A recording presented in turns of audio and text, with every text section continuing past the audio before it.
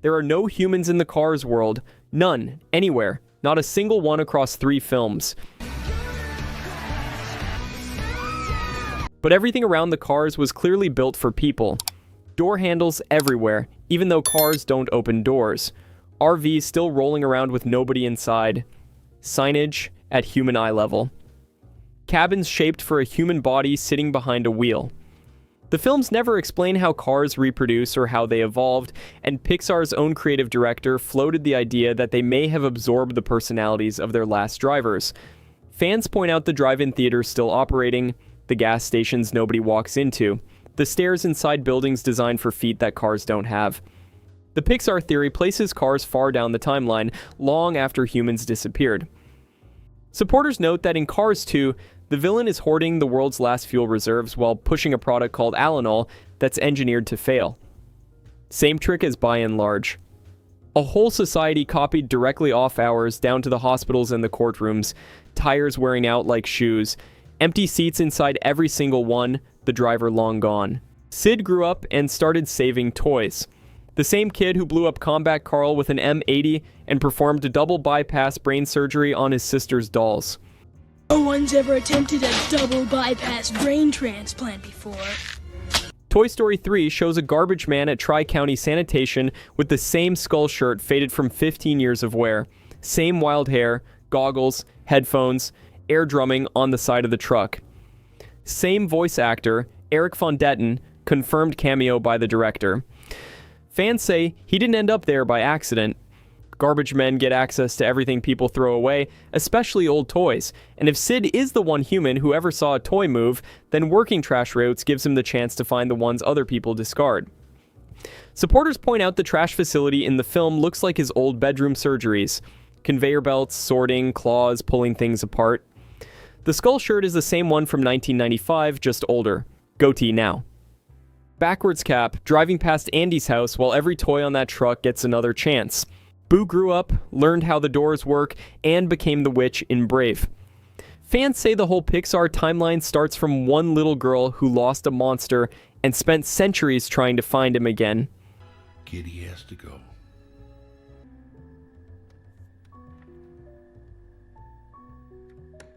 The witch's hut has a carving that looks exactly like Sully and a carving of the Pizza Planet truck. 2 things a random medieval Scottish witch would have no reason to know about. She vanishes through wooden doors the same way monster doors work. She's obsessed with bears, the same way Boo was obsessed with Sully, who is basically a giant bear. Supporters argue she time-traveled back to medieval Scotland, and the magic she introduced, the will of the wisps, spells that change fate, life given to objects, is what starts the entire Pixar chain.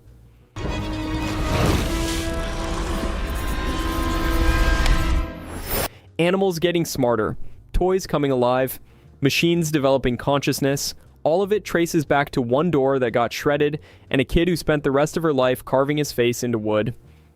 She keeps leaving through a door that isn't there, still looking. The trash robots didn't clean up Earth. They helped wreck it. By and large, made the garbage. Sent the units to handle it.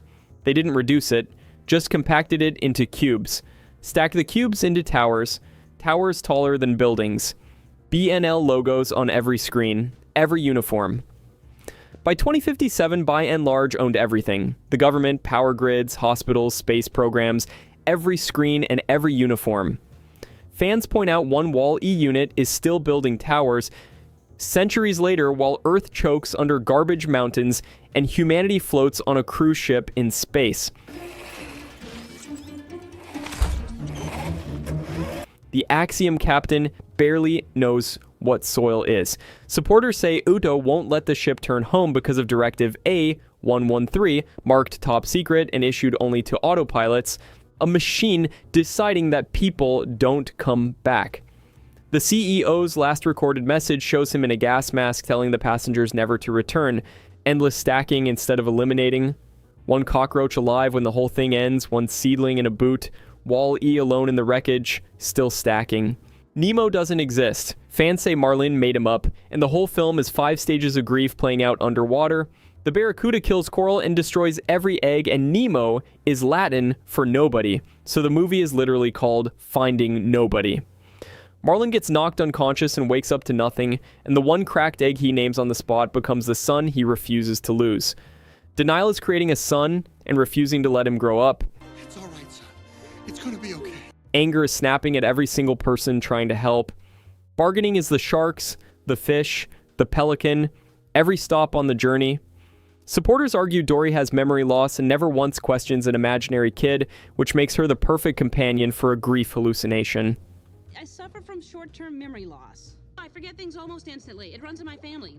Where are they? Can I help you? The film stays on Marlene's emotions throughout, not Nemo's actions, as if the whole adventure is happening inside his head rather than in the ocean. The last line of the movie is Marlin saying, "Bye, son," said to nobody. Edna gave Syndrome the cape on purpose, and the no capes rule makes that more disturbing, not less. She recites the dead heroes by name and cause. Thunderhead strangled, Stratigale pulled into a jet turbine, Metaman caught in an elevator shaft, Dynaguy snagged on takeoff, Splashdown pulled into a vortex. She has every single one memorized. Stratigale was a teenager. Then Syndrome comes to Edna, full villain suit, years into his campaign against the Supers, and she builds him a cape. Fans say it's the same flaw that killed her friends, placed deliberately into the suit of a man targeting the family she just outfitted with no capes at all. He gets pulled into a jet turbine at the end, the exact same death as Stratigale. Supporters point out she watched Mr. Incredible the whole time, knew the family was a target, and built Syndrome one specific design flaw while protecting everyone else. A woman who memorized exactly how each hero died, who builds suits for a living, who made one exception to her most famous rule: building one more cape. You want to make me a suit? You push too hard, darling, but I accept. Andy's mom is Emily, the girl from Jesse's flashback who grew up and left her behind, and fans say the hat is the proof.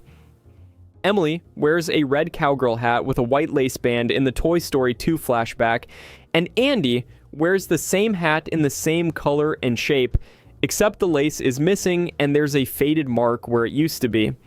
Emily's flashback bedroom has a record player and old posters suggesting her childhood happened years before Andy's, which fits if she grew up and became his mother. Supporters note Andy's mom is only ever called Ms. Davis, her first name never given across 3 films, and Woody is described as an old family toy made in the 1950s, meaning he predates Andy entirely. Jesse gets donated and left in a box by a tree while the family drives away. The same theme runs through both stories. Kids grow up and toys get left behind. Andy's bond with Woody mirrors Emily's bond with Jesse. The hat stays in the family. The mom doesn't recognize Jesse sitting in Andy's room. Fans say nobody ever fixes that hole in the story. The Pizza Planet truck shows up in nearly every Pixar film, across thousands of years. Same truck. Go, go, go! I got it! First in Toy Story with a rocket on top and plate reads RES1536.